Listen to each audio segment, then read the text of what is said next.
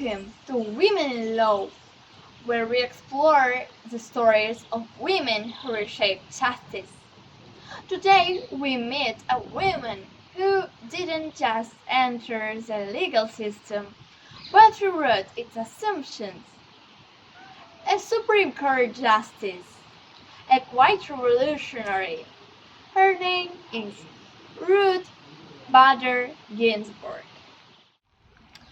Good afternoon, Justice Ginsburg. Good afternoon.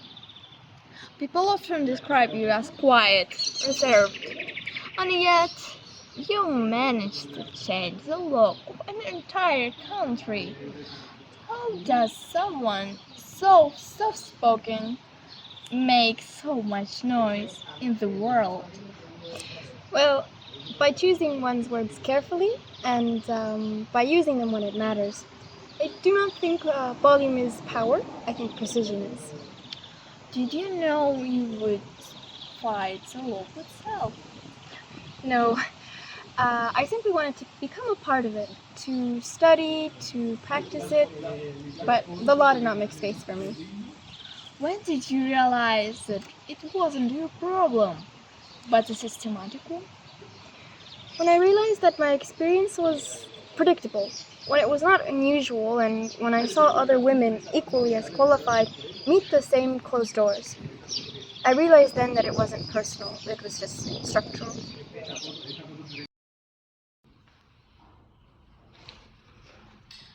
Mrs. Ginsburg, your academic record is excellent, but our firm has never hired women attorneys.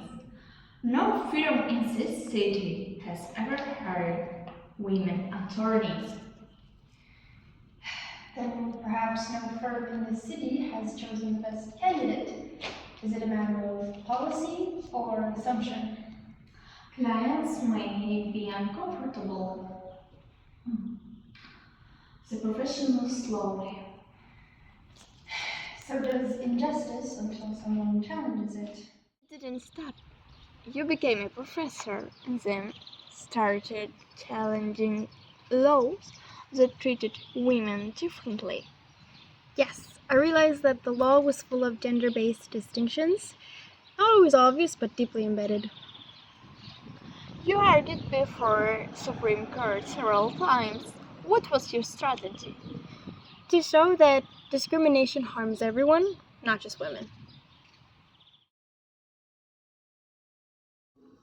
Counsel, the Idaho statute is clear. When two individuals are equally qualified, the law gives preference to men over women. The law has been effective for decades. Why should the court intervene? Because the Constitution does not permit a line to be drawn solely based on gender. But the law simplifies administrative decisions. Surely efficiency is a reasonable goal. Efficiency is not the justification for inequality. It is not a matter of whether it is convenient, it is a matter of whether it is fair. Are you suggesting that every distinction between men and women is unconstitutional? No, Your Honor, I am suggesting that when the law treats two individuals vastly different, surely there must be a better reason than just tradition. Tradition has guided the law for over a decade.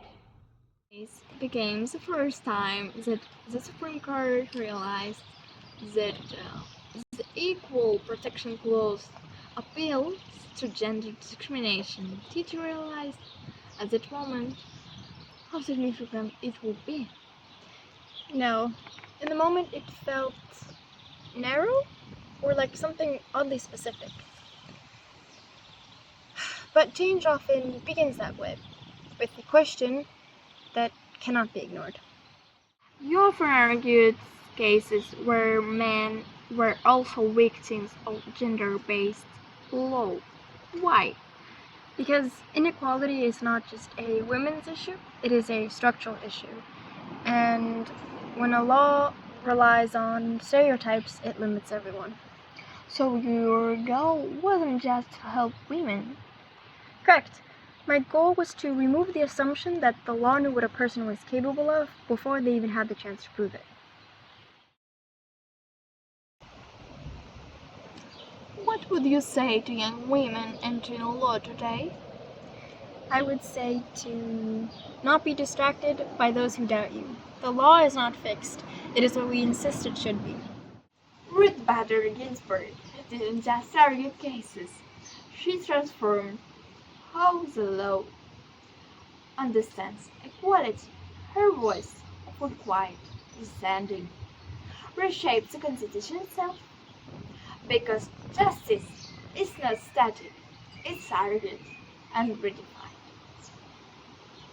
See you soon in our last episode of Women in Law.